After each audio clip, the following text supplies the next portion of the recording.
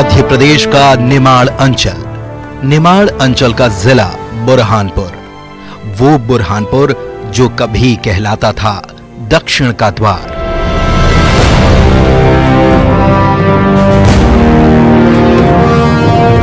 जहां है विरासतों की भरमार, असीरगढ़ के दिलचस्प किस्से, जिसमें सिमटी है उसके अजेय होने की कहानी।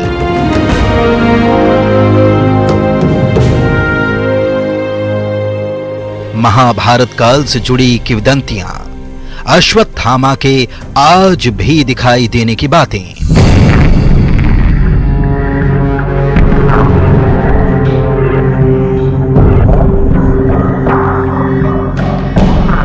तो वहीं काले ताजमहल के बनने की वजह और आगरा के ताजमहल से खूनी भंडारा बन गया।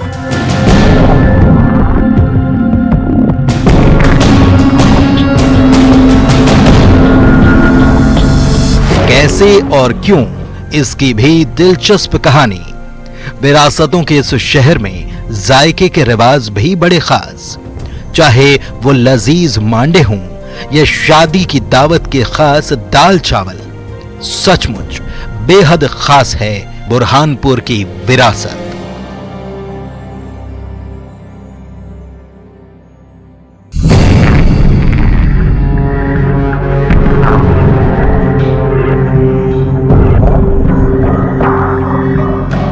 जी हां, बुरहानपुर की विरासत, वो बुरहानपुर जो गवाह है इतिहास का, वो बुरहानपुर जो खुद में समेटे है कई यादें, वो बुरहानपुर जिसकी स्वर्णिम विरासत, किले, मकबरे, इंजीनियरिंग के नायाब नमूने और स्वाद सब में झलकती है। तो चलिए आपको भी कराते हैं बुरहानपुर की इस विरासत के दीदार।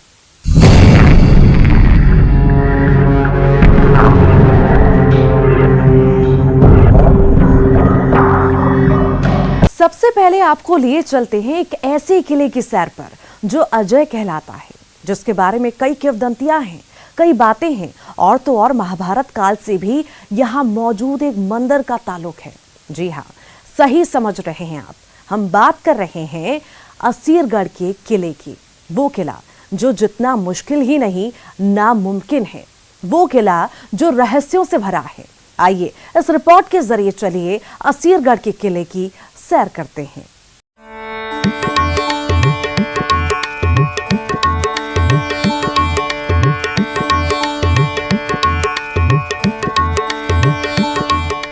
ऐतिहासिक नगर बुरहानपुर, जो मुगल हुकूमत, मराठा साम्राज्य से लेकर अंग्रेजों के शासनकाल तक का गवाह रहा है, और इसी ऐतिहासिक नगर के पास सतपुड़ा पर्वतमाला पर 1000 फीट ऊंचाई पर बना है असीरगढ़ का किला।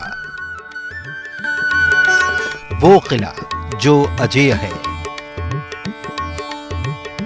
वो जगह जहां आते हैं अश्वत्थामा,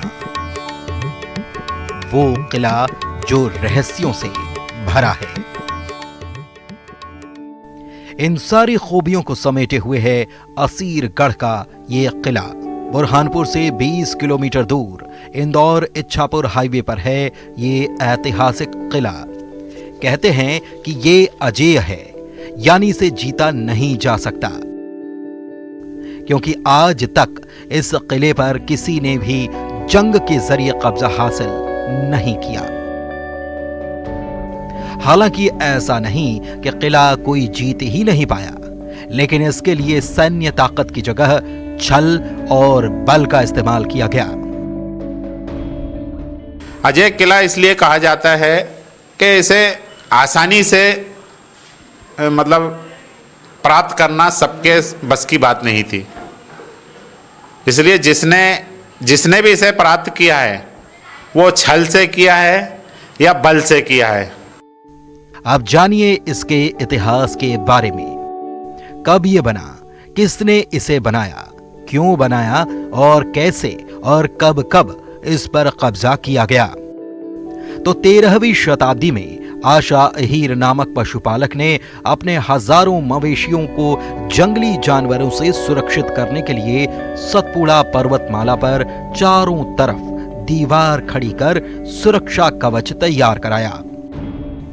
जब ये बात फारूकी राजा नसीर खां फारूकी को पता चली तो उसने पशुपालक रहे आशा अहीर से जंग की तैयारी कर दी, लेकिन कामयाबी ना मिलती देख उसने छल का रास्ता अपनाया और आशा अहीर से दोस्ती कर छल के साथ इस किले को अपने कब्जे में ले लिया।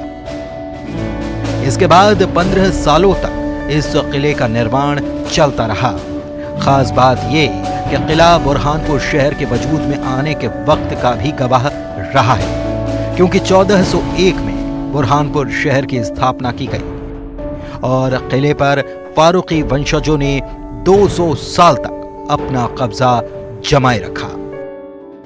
इधर अकबर को जब इस किले के बारे में खबर लगी तो उसने भी इस पर चढ़ाई की कोशिश की, लेकिन नाकामी हाथ आई, जिसके बाद उसने भी छल का सहारा लिया और इस किले को मुगलों के अधीन कर दिया।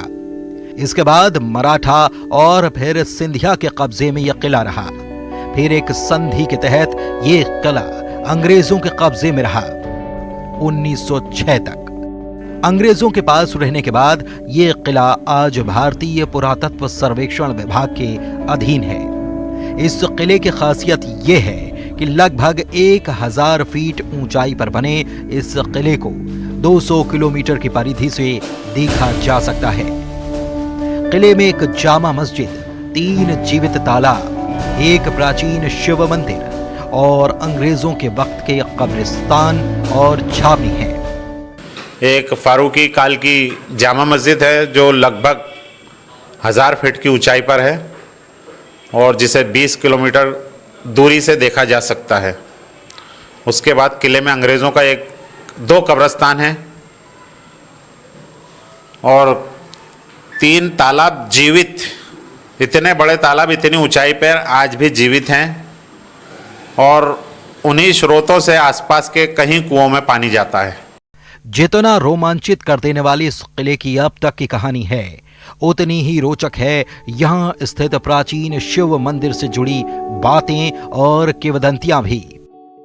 बताते हैं कि यह शिव मंदिर महाभारत कालीन है और इस मंदिर में आज भी द्रोणाचार्य के पुत्र अश्वत्थामा सबसे पहले पूजा करने आते हैं और मंदिर में रोजाना ताजे फूल चढ़े मिलते हैं।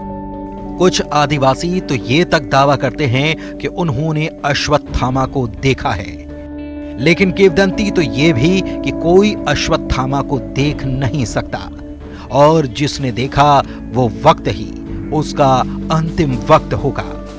मंदिर से मान्यताएं जुड़ी हुई हैं कि अश्वत्थामा यहाँ पर आते हैं, प्रतिदिन रात को आते हैं और वो पूजा करते हैं और सुबह यहाँ पर फूल मिलते हैं। तो मान्यता चली आ रही महाभारत काल से, जब से उनको श्राप मिला आजीवन, जब तक विश्व है तब तक अमर रहने का जो कष्ट वो भोग रहे हैं। तो ये माना जाता है कि वो यहाँ आते हैं और तप करते हैं, आराधना करते हैं रात भर, सुबह उनके द्वारा चढ़ाए गए फूल मिलते हैं। मान्यता काफ़ी सालों से हम सुनते आ रहे हैं, तो जिज्ञासावश हम लोग यहाँ आते रहते हैं। तो ये है असीरगढ़ के किले के बारे में रोचक और रोमांचित कर देने वाली कहानी, और देश ही नहीं विदेशों तक से भी पर्यटकों को खींच लाने वाली यहाँ की जानकारी। इस किले के अजेय होने के किस्से और महाभारत काल के महान योद्धा से जुड़ी किंवदंती के चलते यह किला आम लोगों में जिज्ञासा और उत्सुकता दोनों भर देता है। तो आप भी यहां एक बार आइए जरूर।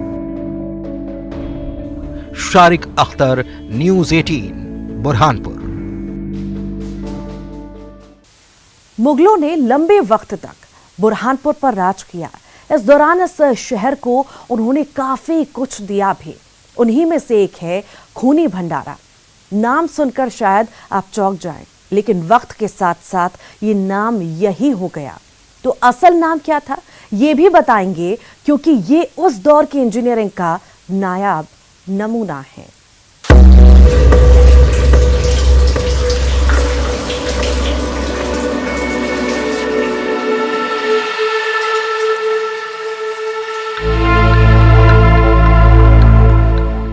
खूनी भंडारा नाम ही कुछ ऐसा कि सुनने वाला एक बार ही ठिठक जाए।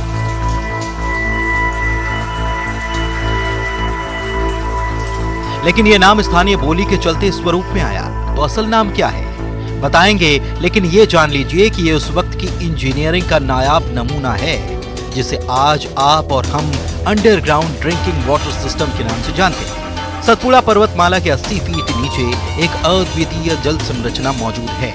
जानकार बताते हैं कि पूरी दुनिया में ऐसी 2 ही संरचनाओं का निर्माण किया गया, जिनमें से एक ईरान में बनी जो ध्वस्त हो गई और दूसरी बुरहानपुर में जो आज भी मौजूद है।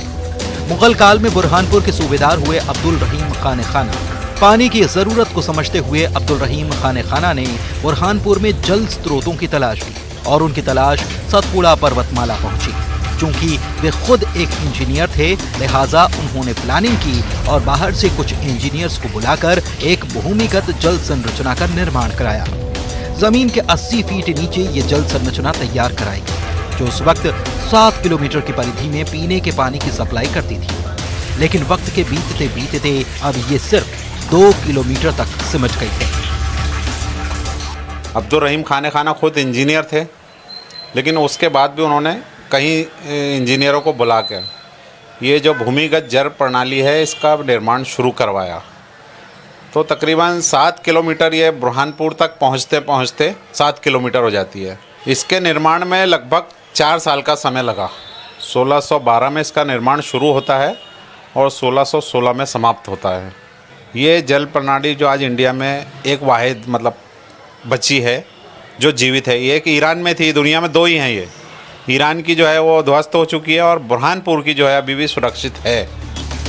और अब आते हैं नाम पर। हमने आपको बताया कि यह खूनी भंडारा के नाम से जाना जाता है, लेकिन ये अपभ्रंश है। इसका असल नाम है कुंडी भंडारा, जो स्थानीय बोली के चलते धीरे धीरे कुंडी की जगह खूनी हो गया। इस संरचना के तहत 7 किलोमीटर भूमिगत जल को सहेजने के लिए 108 कुंडियां बनाई गई। इन कुंडी के ऊपर प्रकाश और हवा जाने के लिए रचना की गई, जिसकी मदद से पानी का प्रवाह होता था। कैसी है ये पूरी संरचना, इसे जानने के लिए दूर दूर से पर्यटक पहुंचते हैं। यूनेस्को के दल ने इस जल संरचना को गोद लेने के लिए भ्रमण किया, लेकिन कुछ खानापूर्ति किए जाने को लेकर शासन प्रशासन से कहा गया, जो आज तक पूरी नहीं हो पाई। अब जिला प्रशासन ने यूनेस्को के तय मापदंडों के तहत खानापूर्ति करने के लिए एक एजेंसी को रिपोर्ट तैयार करने का जिम्मा दिया है और अब उम्मीद है कि इस विश्व स्तरीय धरोहर को यूनेस्को गोद लेकर इसे विश्व धरोहर घोषित करे। शारिक अख्तर, न्यूज़ 18, बुरहानपुर।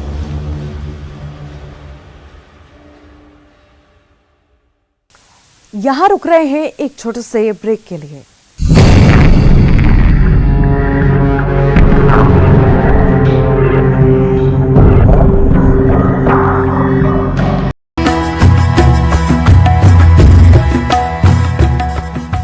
क्या आप कभी आगरा गए हैं? जी हां, आगरा, जहां दुनिया की सबसे खूबसूरत इमारत खड़ी है, जिसे मोहब्बत की निशानी भी कहा जाता है। बात हो रही है ताजमहल की। लेकिन अगर हम आपसे कहें कि एक और ताजमहल है और वो भी मध्य प्रदेश में, तो शायद यकीन करना मुश्किल हो, लेकिन सच यही है। देखिए जरा इस रिपोर्ट में। ताजमहल, संगमरमर की वो इमारत जो है मोहब्बत की निशानी, अद्भुत कारीगरी का नमूना, जिसके जैसी दूसरी कोई इमारत नहीं। तभी तो ताजमहल का दीदार करने दुनिया भर से पर्यटक आगरा पहुंचते हैं। लेकिन अगर आपसे हम ये सवाल करें कि आखिर ताजमहल को इतना खूबसूरत, इतना भव्य बनाने का ख्याल आया कहां से, तो इसका जवाब कई लोगों के लिए मुश्किल हो सकता है। लेकिन आपको इसका जवाब अगर तलाशना है तो चलना होगा बुरहानपुर। बुरहानपुर वो शहर जिसने कई साम्राज्यों का उदय और खात्मा दोनों देखा। वो ऐतिहासिक शहर जहां कई लोगों का शासन रहा। इनमें से एक थे मुगल, जिन्होंने अपने वक्त में शहर को काफी कुछ दिया, कई ऐतिहासिक इमारतों का निर्माण करा। इन्हीं इमारतों में से एक है काला ताजमहल। सही सुना आपने, काला ताजमहल, जो कहलाता है शाहनवाज का मकबरा। दरअसल मुगल सूबेदार अब्दुल रहीम खान के बेटे इरज खान ने मुगलों को दक्षिण फतह करने में खास भूमिका अदा की थी। तो इरज खान को मुगलों ने शाहनवाज की उपाधि से नवाजा। शाहनवाज खान का इंतकाल बुरहानपुर में ही हुआ और तब मुगल शासक जहांगीर ने शाहनवाज खान की याद में एक ईरानी स्थापत्य कला का मकबरा तैयार किया, जो 1621 में बनकर तैयार हुआ। इस मकबरे के तैयार होने के 10 साल बाद ही आगरा में ताजमहल का निर्माण शुरू किया गया। क्योंकि जब ताजमहल का निर्माण आगरा में शुरू हुआ तो ये शाहजहां के सामने एक मॉडल मौजूद था, तो इसकी बहुत सी खूबियां जो है वो ताजमहल में मिली। क्योंकि ताजमहल और इसके निर्माण में 11 से 12 साल का अंतर है, तो शाहजहां को भी ज़्यादा परेशान नहीं होना पड़ा। ये मॉडल एक तैयार था और इसी मॉडल को ध्यान में रखते हुए उसके इंजीनियरों ने एक ताजमहल का मॉडल तैयार किया। दरअसल इस मकबरे को देखने के बाद शाहजहां ने इसे मॉडल के रूप में कारीगरों को बताया, क्योंकि दूर से देखने पर यह हूबहू ताजमहल ही नजर आता है। इधर शाहनवाज खान के मकबरे के निर्माण में जिस सामग्री का इस्तेमाल किया गया वो वक्त के साथ साथ अपना रंग बदलती गई और धीरे धीरे काली पड़ गई। यही वजह है कि दूर से देखने पर यह इमारत काले ताजमहल सरीखी नजर आती है। हालांकि भारतीय पुरातत्व सर्वेक्षण विभाग ने इसकी सफाई कराई तो काली परत हटी और मकबरे की इमारत मूल स्वरूप में सामने आई। ताजमहल जो है समानता दोनों में काफ़ी अंतर है। ये जो है काले पत्थर से इसकी नींव है, आधी बिल्डिंग जो है इसकी काले पत्थर से बनी हुई है और ऊपर का जो गुम्बद है वो ईंट और चूने से बनाया गया। तो और मार्बल का है ताजमहल पूरा। तो क्या होता था कि कोई पहले इमारत अगर बनी है तो उसमें जो कमियां रहती थी वो बाद में बनने वाली इमारत में पूरी कर दी जाती थी। तो इसमें जो भी कुछ कमियां रह गई थी वो ताजमहल में इंजीनियरों ने बहुत अच्छे ढंग से उसको पूरी कर दी। तो अब जब भी ताजमहल का जिक्र कहीं हो तो आप अपनी जानकारी जरूर साझा कीजिए और बताइए कि आप उस सूबे से आते हैं जहां की एक इमारत को देखकर ही ताजमहल बनाने का आइडिया आया था और उस इमारत को शाहनवाज खान के मकबरे यानी काले ताजमहल के नाम से जाना जाता है। शारिक अख्तर, न्यूज़ 18, बुरहानपुर। बुरहानपुर की मांडा रोटी की एक अलग ही पहचान है। स्थानीय रहवासी तो इसके फैन हैं, लेकिन शहर आने वाले देसी विदेशी पर्यटक भी इस बड़ी मांडा रोटी को देखकर इसके कायल हो जाते हैं और इससे खाए बिना नहीं रहते।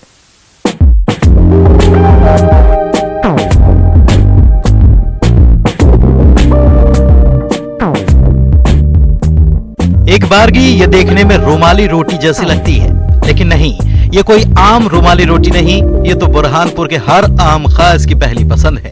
ये हर अमीर गरीब की थाली में परोसा जाने वाला स्वाद है। ये इस शहर के लोगों का अभिमान है। ये मांडा रोटी है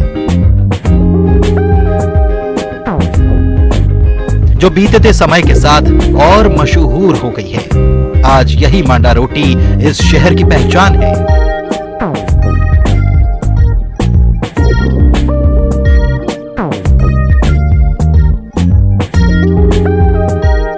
बात 1601 ईस्वी की है। उस वक्त मुगलों का राज था। मुगलों की सेना बड़ी थी। सैनिकों को कम वक्त में ज्यादा भोजन देना स्थानीय बावर्चियों के लिए चुनौती थी और तब जाकर इस रोटी का आविष्कार हुआ।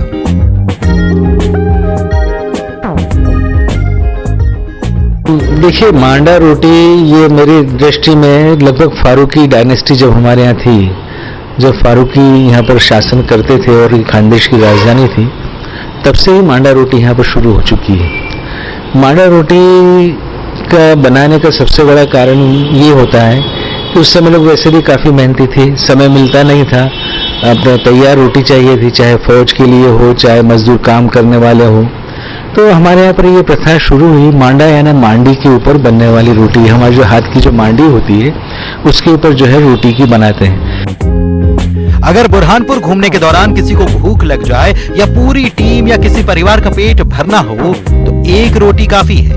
सिर्फ एक रोटी, और वो भी कई लोगों के लिए। जितना पुराना इसका इतिहास, उतने ही तजुर्बेकार इसे बनाने वाले। वे पीढ़ी दर पीढ़ी इसे आगे बढ़ा रहे हैं। सर हम तो लगभग बचपन से काम कर रहे हैं मांडा बनाने का। ये समझ लो कि हम 8-9 साल की उम्र में आए तो ये काम में लग गए थे, और लगभग ये काम के लिए बचपन से लगे जाता है।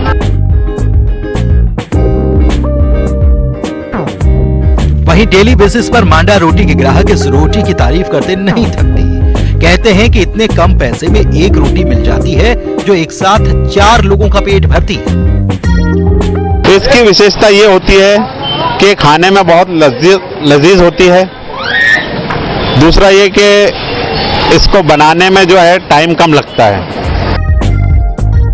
तो कभी भी जब आप बुरहानपुर जाएं तो वहां पुराने बस स्टैंड का रुख जरूर करें और इस ऐतिहासिक मांडा रोटी का स्वाद चखें जरूर। यकीन है कि इसका स्वाद आपकी जुबान से कभी नहीं उतरेगा। शारिक अख्तर, न्यूज़ 18, बुरहानपुर।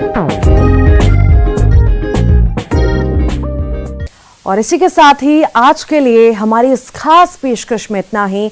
मुझे और मेरी पूरी टीम को दीजिए इजाजत। नमस्कार।